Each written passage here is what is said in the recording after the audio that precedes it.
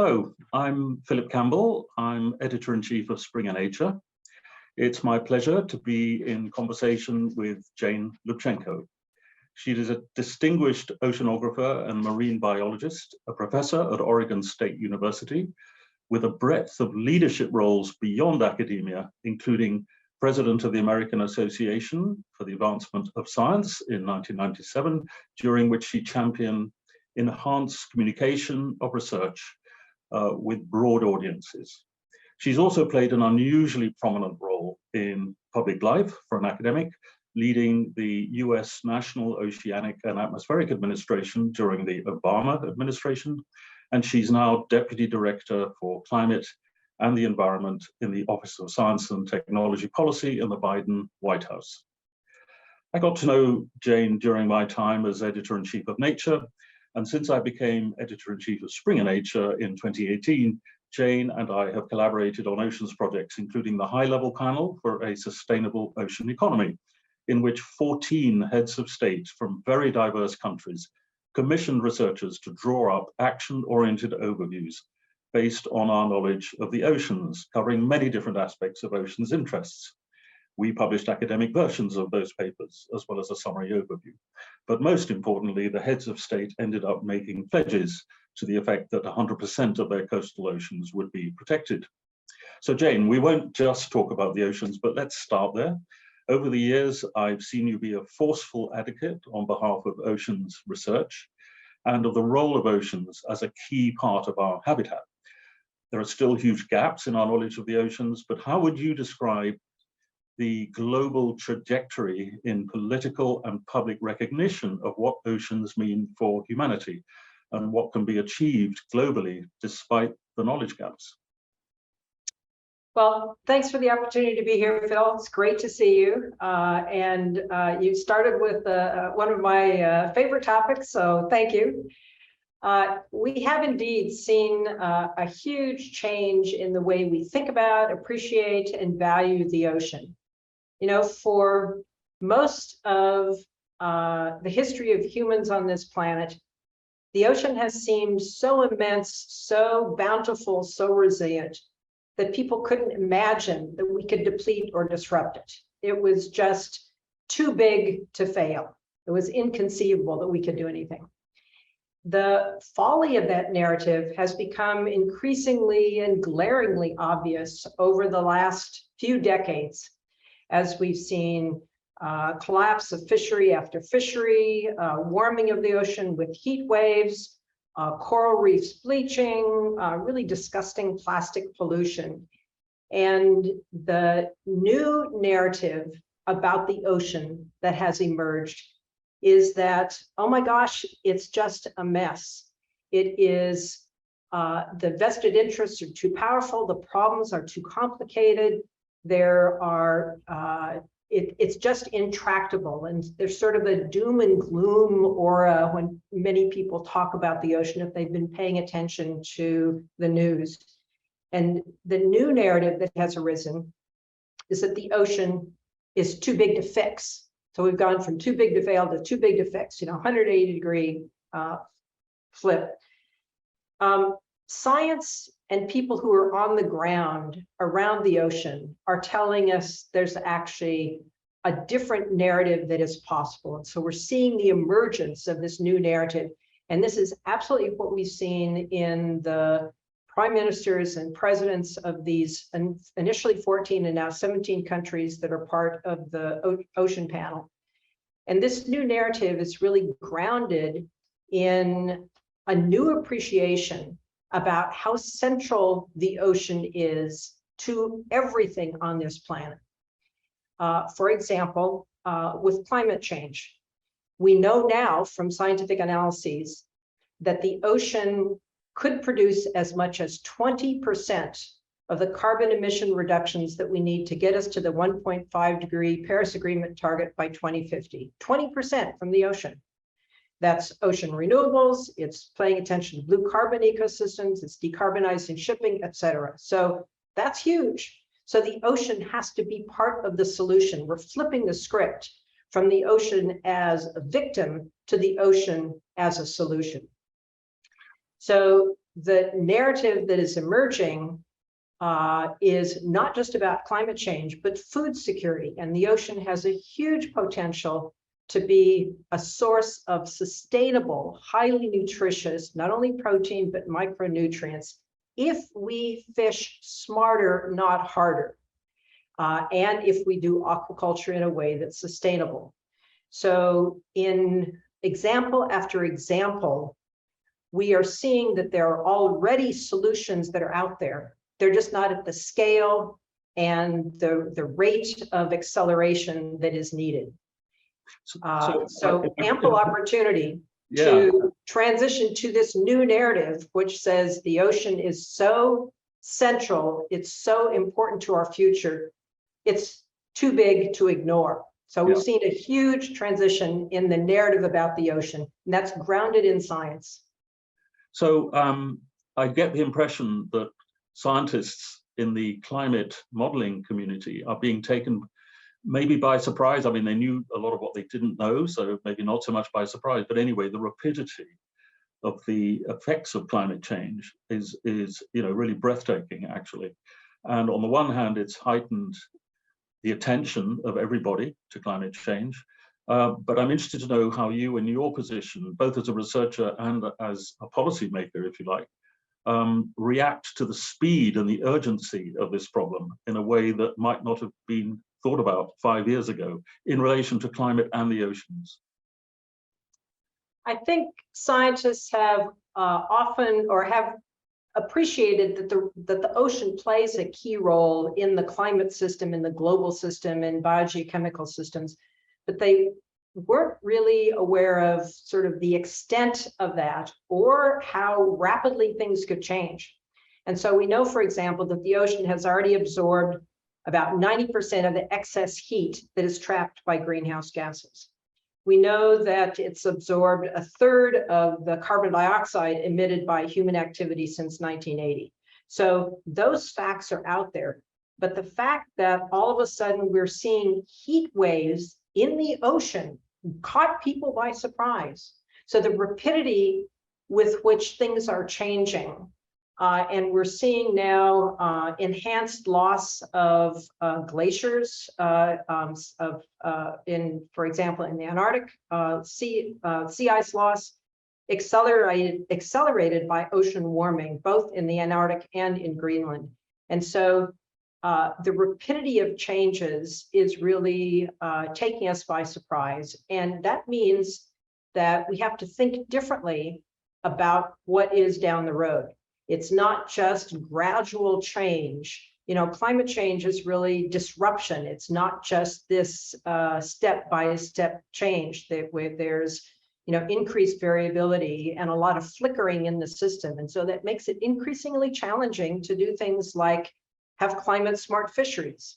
That means being more proactive, more cautionary, not just fishing right up to the limit, but backing off from that with the understanding that the future is going to be very different from the past. And that throws a monkey wrench into a lot of things. And it just means we have to be smarter about anticipating, being prepared for surprises, because they will continue to happen. Yeah. So the Arctic and the Antarctic, but definitely the Arctic, are where some of these changes are most urgent, if you like, and certainly extreme across the spectrum of temperature rises and so on. And of course, there are communities there who are struggling increasingly, and there's also the risk of gases trapped in the soils getting released. So what are you, in your current position, seeing in response to the Arctic in particular?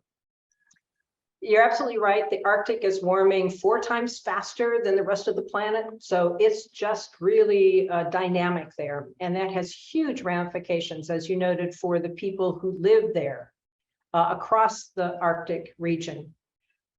We are taking this very seriously. As you know, the Biden-Harris administration has the most aggressive climate change policies that the United States has ever had. And now with the passage of the Inflation Reduction Act, we actually have the resources to begin implementing a lot, or to continue and accelerate implementing a lot of what needs to be done. The Arctic is a key focus for that. And that is very much about both mitigating climate change, but adapting to the changes that are already underway. We are, in addition to paying attention to the science, we are increasingly aware of the importance of Indigenous knowledge that goes deeply and profoundly into a lot of the changes and how to deal with changes and what change means and looks like.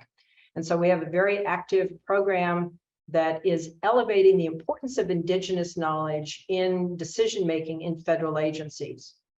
We also have a very exciting collaboration in the Northern Bering Sea area, which is very dynamic, changing very rapidly, as a co-management, co-stewardship program with over 70 Alaskan tribes that are in that region, and working together to craft the kind of solutions that will lead to adaptation. So there's a lot that's underway.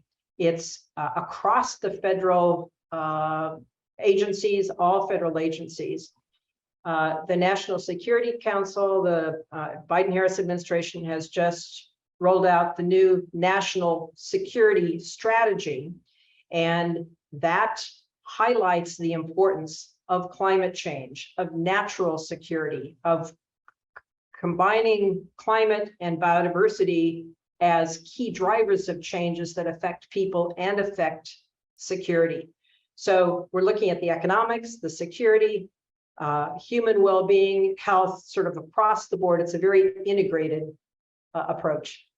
You mentioned Indigenous knowledge, and I want to ask you two questions about that, just briefly. One of them is, it might be good if you could give an example of the Indigenous knowledge, because some scientists are very, very suspicious of that concept even. And so, I mean, just to give your own experience of why Indigenous knowledge, or where Indigenous knowledge makes a difference positively. I'm sure it does, but it would be good to hear your view of that. And related to that is a slightly different question about the voices you involve in policymaking and indeed in research, Indigenous peoples especially. And so I'm interested to get a sense of how what you're doing in what you've just described is actually involving Indigenous people in the research and in the policymaking more than perhaps was the case. This is very much at the heart of what we are doing, Phil. There are Indigenous peoples, Native peoples who are at the table as we are talking about these issues. And they are bringing a wealth of their lived experiences to these conversations and to the solutions, and helping all of us understand how we can do that in a way that is respectful and that is inclusive.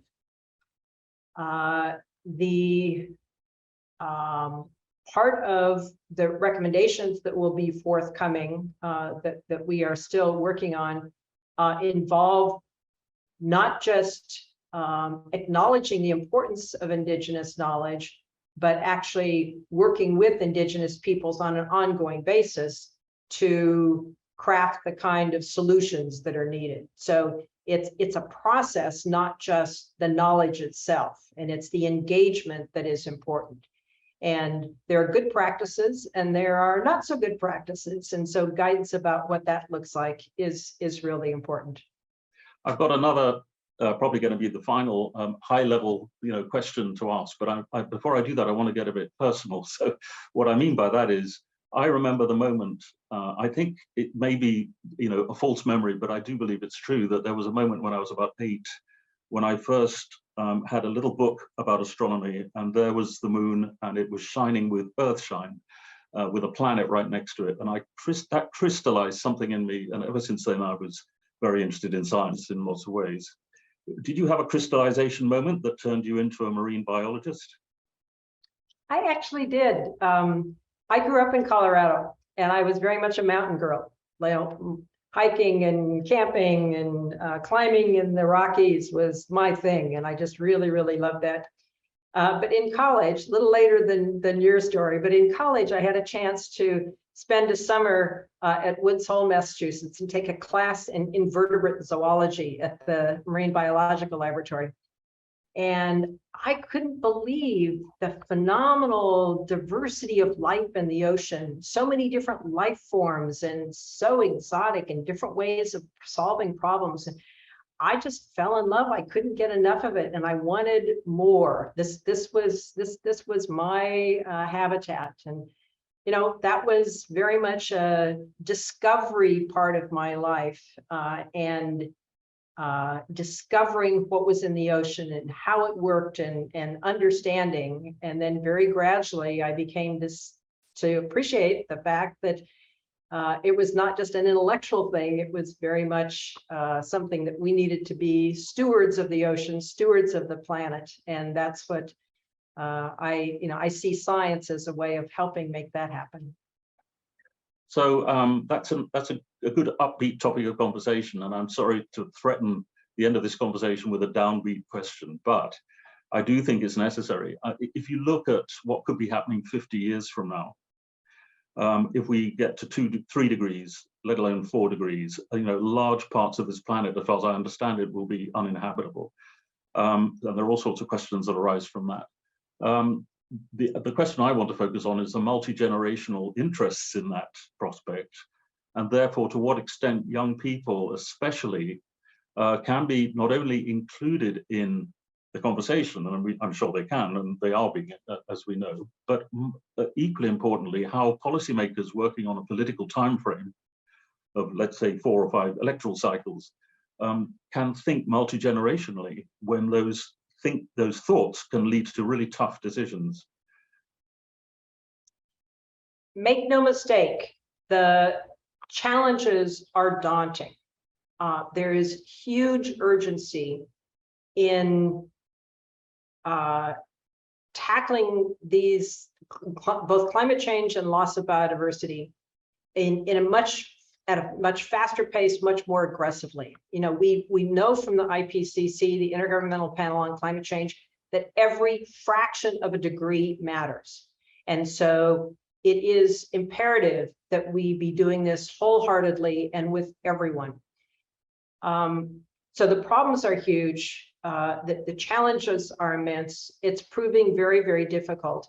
On the other hand, I think you're absolutely right to focus on the importance of young people.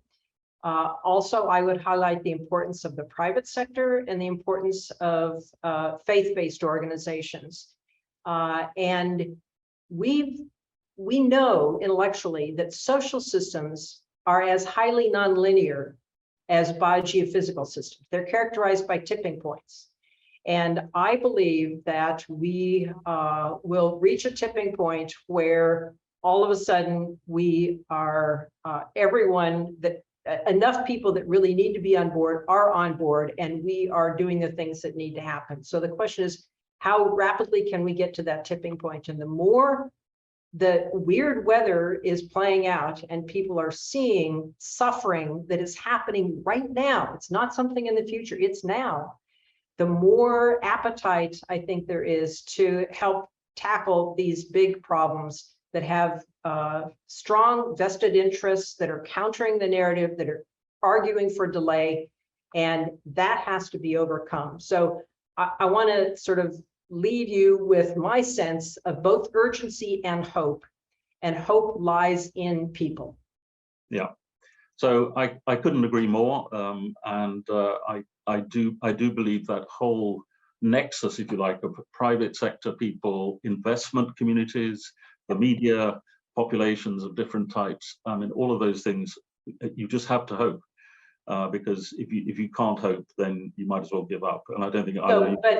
But I want to say we're not just hoping, we're actually doing, and that's what this administration is doing. That's what many around the world are doing, and so that's, I mean, it's the action that's needed. You know, enough talk, we got to act. Right. And, you know, I'll say on behalf of my colleagues, and I'll take away from this conversation, indeed, the message that we too have a duty to instill hope in people. It's very easy with papers published with, you know, rather dire outcomes of what we're discovering to not give that hope picture. But I think the more we can do, bringing together the social sciences and the humanities along with the natural sciences, I think there's a case for us to do more in that. So Jane, I just want to thank you so much for your time. You're one of the most busy people, I'm sure. But thank you very much, and especially thank you for your sense of hope. My pleasure. Great to talk. Thanks, Phil. All the best.